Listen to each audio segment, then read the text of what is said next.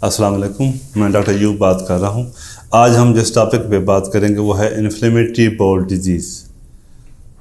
इनको आम तौर पे हम आम ज़बान में अगर बात करें तो ये बड़ी आंत का या बड़ी आंत और छोटी आंत का मुसलसल एक सोजिश है, उसे कहते हैं, जो कभी ख़त्म नहीं होती। जैसे आम अगर हम बात करें, जैसे शुगर और ब्लड प्रेशर कभी ख़त्म नहीं होते, उनको हम ग़िज़ा से और मेडिसिन से कंट्रोल कर सकते हैं। सेम ऐसे ये बीमारी ये जब शुरू हो जाती है तो थ्रू आउट लाइफ ये रहती है।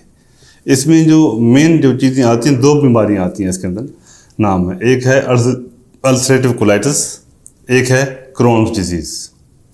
तो पाकिस्तान में आज से अगर हम देखें 15 साल 20 साल पहले, तो ये तकलीफ बहुत कम थी रेशो में।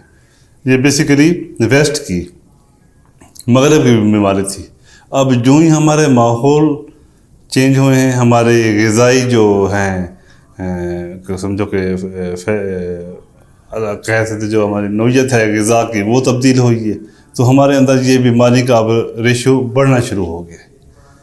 अब इतना सिचुएशन हमारे रोज़ाना का जो हम पेशेंट देखते हैं अपने, तो उसमें एवरेज 2-3 पेशेंट 4 पेशेंट हम इस बीमारी के नए देख रहे होते हैं। जो नए तशख़ीस भी होते हैं या पुराने चल रहे होते हैं, हमारे पास आकर चेक करवाते हैं तमाम चीज़ें। इसमें होता क्या है, जो अल्सरेटिव कोलाइटिस है, इसमें बड़ी आंत में सोजिश होती है सारी, वो उसके किसी एक हिस्से में भी हो सकती है या पूरी आंत में भी होती है। जो इसके मरीज़ हैं हमारे ऑडियंस में से जो सुन रहे हैं, तो उनको इस चीज़ का खूबी खबर होगी इसके तमाम के बारे में। जो क्रोन डिजीज़ है वो बड़ी आंत में भी हो सकती है, छोटी आंत में भी हो सकती है, या जो निज़ाम इन्हज़ाम है बाकी सिस्टम, वहाँ किसी जगह पर बड़ी हो सकती है। ज़्यादातर बड़ी आंत में और छोटी आंत में होती है। तो इनमें बेसिकली जो सबसे अहम चीज़ है इसके अंदर जो मैं बात करना चाह रहा हूँ, वो है इसकी इब्तदाई हालत के अंदर, इब्तदाई अलामात के अंदर उसकी तशख़ीस करना और उसको मुकम्मल कंट्रोल करना और उसका कंट्रोल मेंटेन रखना, ये सबसे अहम चीज़ है। क्यों? अब हमारे जो इन्वायरमेंट के अंदर ना ये चीज़ें बढ़ती जा रही हैं, ख़ास और यंग जनरेशन में, ये टीन एज के अंदर फीमेल्स में ना, ख़वातीन में ज़्यादा है, इसकी मर्दों में भी है, ख़वातीन में रेशियो इनकी ज़्यादा है। अब हमारे जैसे मैंने पहले जिक्र किया कि हमारे आउटडोर के अंदर रोज़ाना 2-3 या पुराने पेशेंट बीमारी के बढ़ने की वजह से या नए पेशेंट हमारे पास आ रहे हैं तमाम चीज़ें। तो इसमें जो जैसे बात अभी की है कि उसको मुकम्मल अली हालत के अंदर, इब्तदाई हालत के अंदर इसको तशख़ीस कर लें, अलामात के लिहाज से टेस्ट सारे करवा के, और उसको पूरा कंट्रोल करें डाइट के साथ, मेडिसिन के साथ, और मेनटेन रखें कंट्रोल सारा कुछ। अब इसमें करना क्या है, तमाम वो ऑडियंस में सारे सुन रहे हैं कि जिनमें अलामात ऐसी हैं कि पेट में दर्द हो रहा है, मोशन उनको आ रहे हैं, कई दिनों से हैं, कई हफ्तों से कंट्रोल नहीं आ रहा है, या मोशन के साथ साथ खून आ रहा है, या बाद औक़ात मोशन के अंदर सिर्फ चर्बी आती है, जिसे हम सफ़ेद रंग की चर्बी या उनसे म्यूकस कहते हैं, वो आता है, पेट में मरोड़ पड़ते हैं। पेशेंट के साथ साथ जो होता है उसका उनका वज़न कम होता है, साथ बुखार भी हो सकता है, खून की कमी भी हो सकती है उसके अंदर। ये मुख्तलिफ अलामात हैं जो हर मरीज़ में सारी इकट्ठी नहीं होती, किसी में कुछ आ जाती है। तो उसमें क्या है कि अगर इस तरह का है तो वो प्रॉपर तरीके से फ़ोन ला के ना अगर चेक करवाए, और ये जो वो बीमारी है, वो तमाम चीज़ जो स्पेशलिटी की बीमारी है, हाँ, जो हमारे इनिशियल जनरल फिजिशियन बैठे हैं वो आराम से उनको चेक करें और असेस करते हुए रेफ़र करते हैं टुवर्ड द गैस्ट्रोएंटरोलॉजिस्ट, जो एक सर्टिफाइड गैस्ट्रोएंटरोलॉजिस्ट है, वो पूरा डिटेल से असेस करे और रूल आउट करे कि पॉसिबल उनको इन्फ्लेमेटरी बाउल डिजीज़ तो नहीं है।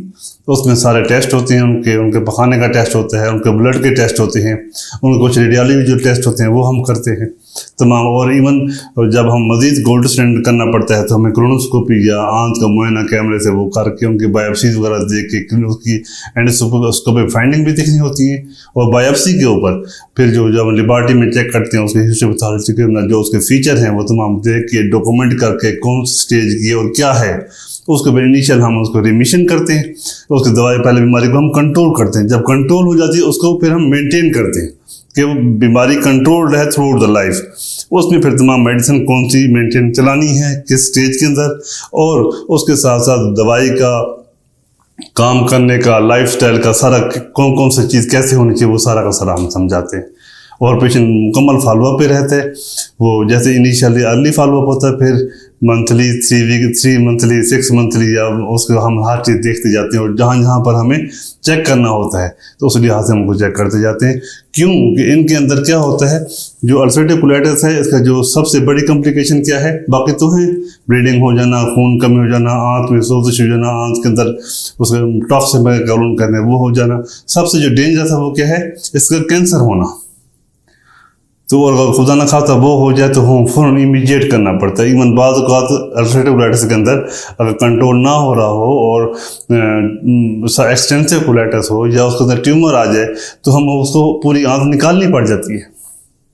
तो ये तमाम वो चीज़ें हैं जो मुख्तलिफ स्टेज के लिहाज से हल्का सा मैं आपको ब्रीफ इंट्रोडक्शन में बता रहा हूँ, ताकि हम अर्ली स्टेज में ये उसका तशख़ीस कर सकें और इलाज करते हैं उसको कंट्रोल कर सकें। इसी तरह जो क्रोन डिजीज़ है उसमें भी सेम यही चीज़ें सोजिश होती हैं, लेकिन उसमें ज़्यादा चांस क्या होता है, ब्लीडिंग के साथ साथ स्टिचर बन जाते हैं, आंत का तंग हो जाना कहते हैं। कहीं आंत बड़ी आंत में भी हो सकता है, छोटी आंत में भी, फिर बाद वक़्त हमें स्ट्रक्चर डायलेट करने की तरफ जा सकते हैं। इवन बाद वक़्त हमें ऑपरेशन करना पड़ता है, उस पार्ट की रिसेक्शन करके दोबारा फिर जोड़ना पड़ता है। ये सारा का सारा जो लॉन्ग टर्म चलता है। तो क्योंकि ये हमारे माशरे में अब ये बीमारी बढ़ रही है, इसलिए मेरा अपने तमाम पब्लिक को, हम तुम फेलोज़ को सारा बताना ये ज़रूरी है कि इसके लिहाज से अगर कोई पेशेंट वगैरह इस अलामात का आता है जिसके अंदर उसको मोशन लगे हुए हैं, पेट में दर्द है, पखाने में खून आ रहा है, इस तरह का, तो उसमें पॉसिबिलिटी हो सकती है कि ये बीमारी हो।